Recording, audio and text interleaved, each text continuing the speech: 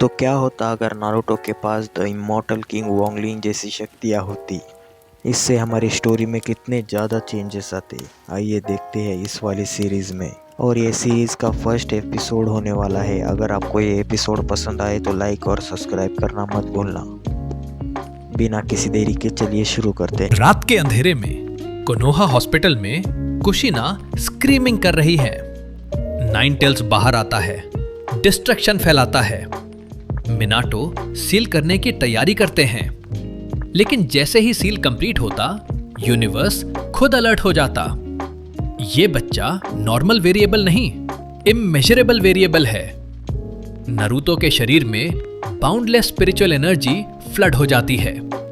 कुरामा खुद डर जाता है। वो नारुतो के अंदर ट्रैप्ड होकर चिल्लाता है, ये क्या एनर्जी है? मैं कुछ नहीं कर सकता। नारुतो की आईज मोमेंटरीली वाइट हो जाती हैं और वो कैजुअली ग्रेट सेपरेशन स्पेल से कुरामा की नेगेटिव चक्रा को प्योरीफाई कर देता। कुरामा अच्छा होकर मर्ज हो जाता, लेकिन नारुतो की पावर इतनी डोमिनेंट है कि कुरामा अब सिर्फ एक स्मॉल वॉइस बनकर रह जाता है। मिनाटो और कुशिना मर जाते हैं, लेकिन नारुतो सरवाइव कर लेता है। थर्ड होकागे हिरुजेन बच्चे को देखते हैं और महसूस करते हैं, इस बच्चे की प्रेजेंस ही अलग है। गांव में नाइन टेल्स अटैक की वजह से लोग नारुतो को डीमोन चाइल्ड कहकर हेट करते हैं, लेकिन नारुतो बस साइलेंट रहता है। कोई उसे मारने आता तो वो unintentionally great purification spell activate कर देता। अटैकर का हेट प्यूरिफाई हो जाता और वो कंफ्यूज्ड होकर चला जाता। नारुतो अकेला रहता है, लेकिन वो डरता नहीं। वो स्मार्टली सोचता है, पावर है तो यूज करूं, लेकिन कंट्रोल में रखूं। डिस्ट्रक्शन अननेसेसरी है। वो खुद टैलिस्मैन्स बनाना सीख लेता है और अपनी 99% पावर सप्रेस कर लेता है।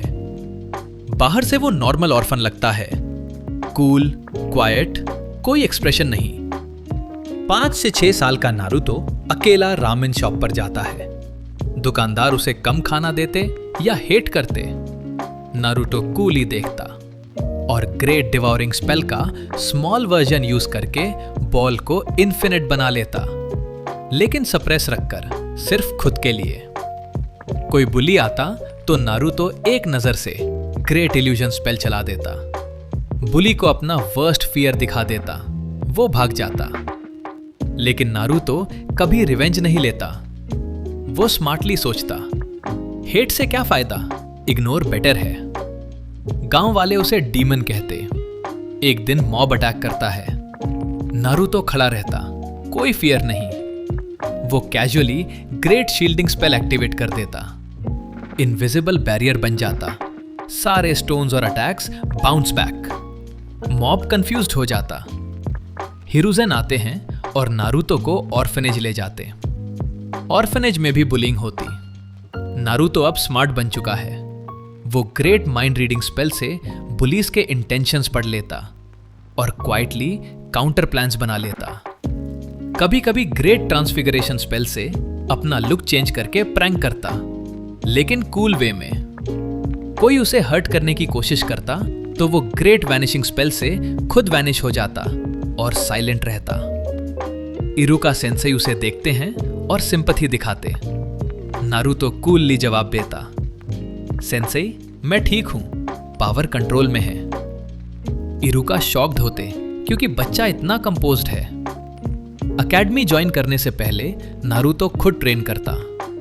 वो नॉर्मल ताइजुत्सु या जुत्सु नहीं सीखता। वो 3000 ग्रेट स्पेल्स प्रैक्टिस करता है, लेकिन 99.9% सप्रेस रखता। एक बार accidentally great gravitation spell leak हो जाता। पूरा ट्रेनिंग ग्राउंड क्रश हो जाता। नारुतो काम रहकर टैलिस्मैन लगा देता और कहता, मिस्टेक नहीं दोहराऊंगा। अकेडमी में नारुतो सबसे क्वाइट स्टूडेंट है। कोई लाउड प्रैंक्स नहीं। सास्के एरोगेंट है, तो नारुतो कूल ही देखता और सोचता, राइवलरी वेस्ट ऑफ टाइम, लेकिन अगर चैलेंज आए तो हैंडल कर लूंगा। इरुका टेस्ट लेते हैं। नारुतो ग्रेट रिकलेक्शन स्पेल से सारे लेसन्स इंस्टेंटली याद कर लेता और परफेक्ट स्कोर लाता। साकुरा इम्प्रेस्ड होती लेकिन नारुतो इमोशनलेस रहता। Mizuki betrayal arc, Mizuki scroll चुराता और नारुतो को ट्रैप करता। नारुतो स्मार्टली जान जाता है माइंड रीडिंग से। जब मिजुकी अटैक करता, नारुतो ग्रेड प्यूरिफिकेशन स्पेल से उसकी इविल इंटेंशंस प्यूरिफाई कर देता। मिजुकी सडनली गुड हो जाता और कन्फेस कर देता। इरुका शॉक्ड, नारुतो तुमने क्या किया? नारुतो कूलली, बस प्यूरिफाई किया, वायलेंस की जरूरत नहीं। ग्रेजुएशन में नारुतो टॉप रैंकर बनता है बिना किसी एफर्ट के, क्योंकि स्पेल्स उसे एवरीथिंग दे देते हैं। लेकिन वो होकागे का सपना नहीं देखता। वो इंटरनली सोचता, पावर है तो पीसफुल लाइफ जी लूं, विलेज प्रोटेक्ट कर लूंगा अगर ज़रूरत पड़ी, लेकिन ड्रीम्स अननेसेसरी। टीम 7 फॉर्म होता। ककाशी, सास्के, साकुरा, नारुतो। ककाशी बेल टेस्ट करता। सास्के और साकुरा ट्राई करते। नारुतो कूली खड़ा रहता। जब ककाशी अटैक करता, नारुतो ग्रेट सेपरेशन स्पेल से क्लोन बना लेता, लेकिन रियल बॉडी वैनिश हो जाता और बेल साइलेंटली ले लेता। ककाशी शॉक्ड, ये गेनिन नहीं है।